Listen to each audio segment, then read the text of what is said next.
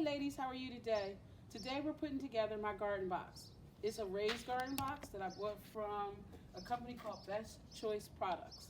As you can see, it is usually about this high. It was too low for me. So what I did was I raised it up on 4 pieces of wood. I went and got scrap wood, okay? So now we're gonna talk about what I do. Inside this one, it has a liner. It came with the box, which is wonderful, okay? I'm also gonna have soil. I have a couple kinds of soil, potting soil that I had laying around and wasn't gonna throw away, so I just brought that in. And then I also have a piece of plastic, and I have some garden hoops, and we'll talk about all of that as we go. All right.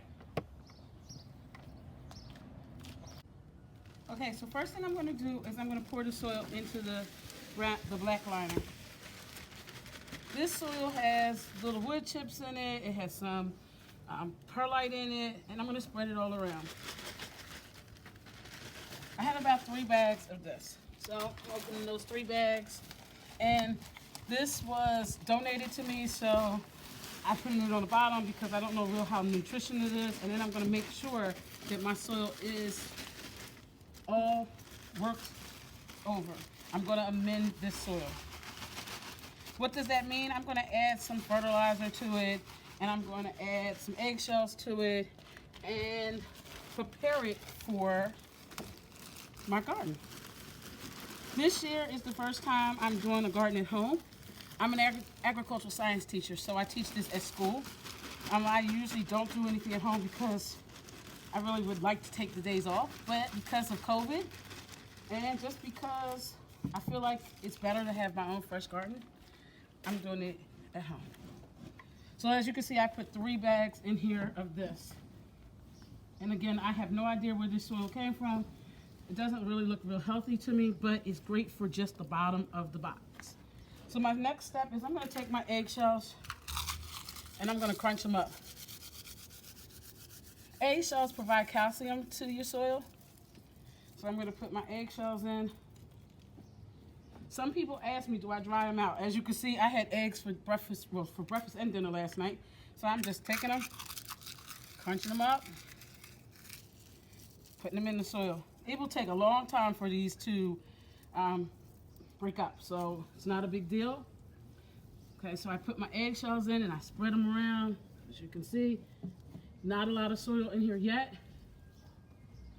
Okay, so next I am going to put in the good soil. So I grabbed the bag, and the box says 2 bags, but they didn't say how many bags, or what size bag, but it says 2 bags. Got to make sure that your liner is up.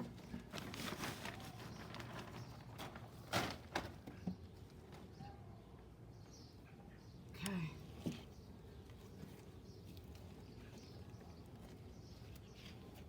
That was almost a half a bag. This also has drainage holes at the bottom. Again, I'm gonna spread it around to make it all even. And I'm gonna add some more because I think we need some more.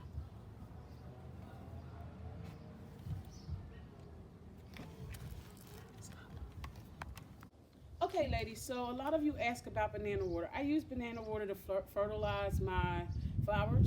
And what I do is I put the bananas in water for days. Some days it's a week, sometimes it's 2 days. It depends on how fast I need it. But this time I'm not going to use the banana water. I'm actually going to use the banana peels. I'm going to take the peels out, and yes, they're disgusting feeling. And I'm going to actually put them in the garden bed. This will provide potassium and nitrate to the soil. So I'm just laying them in here.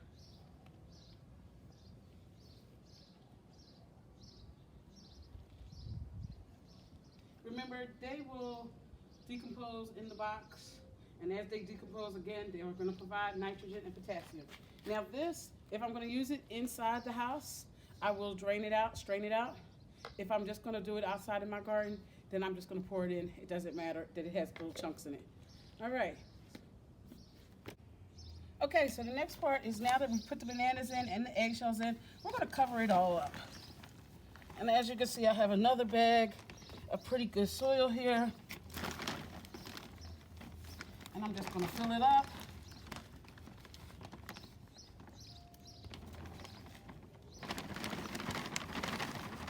I really like this height. This height is perfect for me. So I'm gonna spread it out, making sure that all the sides are up.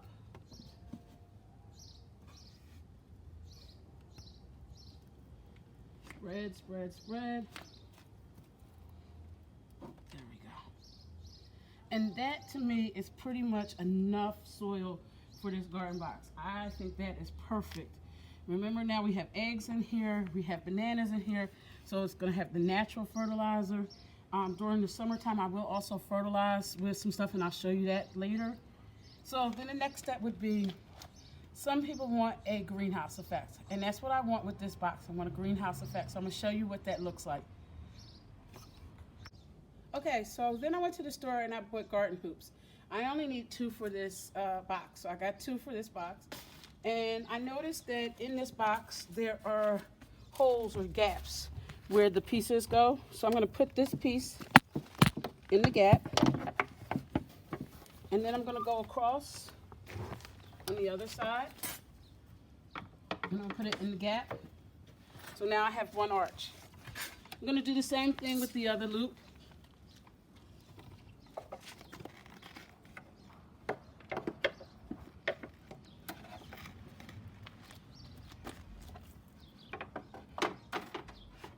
So now I have my frame. Perfect frame. Perfect frame. So the next thing I will do is I'm going to get a zip tie. So let me go get a zip tie. So now I'm going to zip tie it to help the frame stay stable. And then I went to the store and I found me a beautifully long plastic tablecloth. Because what is a garden house but plastic? See-through, transparent, translucent, transparent, so that the sun can get through and it can remain the heat. Retain the heat, sorry. Retain the heat. Now, the other thing you want to think about is when you are doing your greenhouse, you want to be able to have access for it to lift, and you want to be able to have it so that there's air coming through. Many people mess up with greenhouses when it gets too hot on the inside, and they also start getting mold. To eliminate that mold, you want to have a circulation. So what I'm going to do next, and I'll show you what I'm going to do, is I'm going to put Velcro here and around here so that I can keep it stable and the wind doesn't blow it away, as well as so that when it's time to lift it up during the day, I can lift it up and it'll get some air.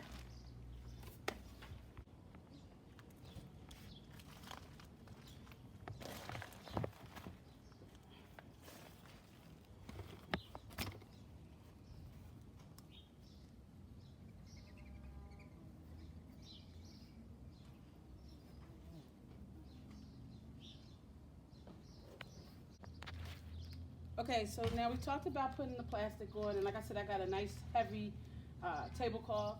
I'm going to also put Velcro on my box.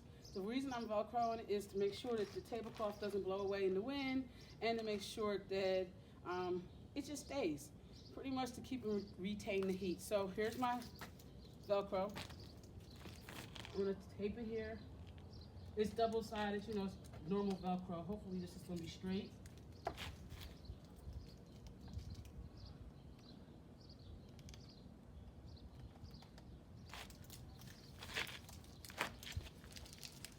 I'm going to do the front and the 2 sides. So I have another piece here that I'm going to do also. And like I said, I'm going to do this side, and then I'm also going to do the other side.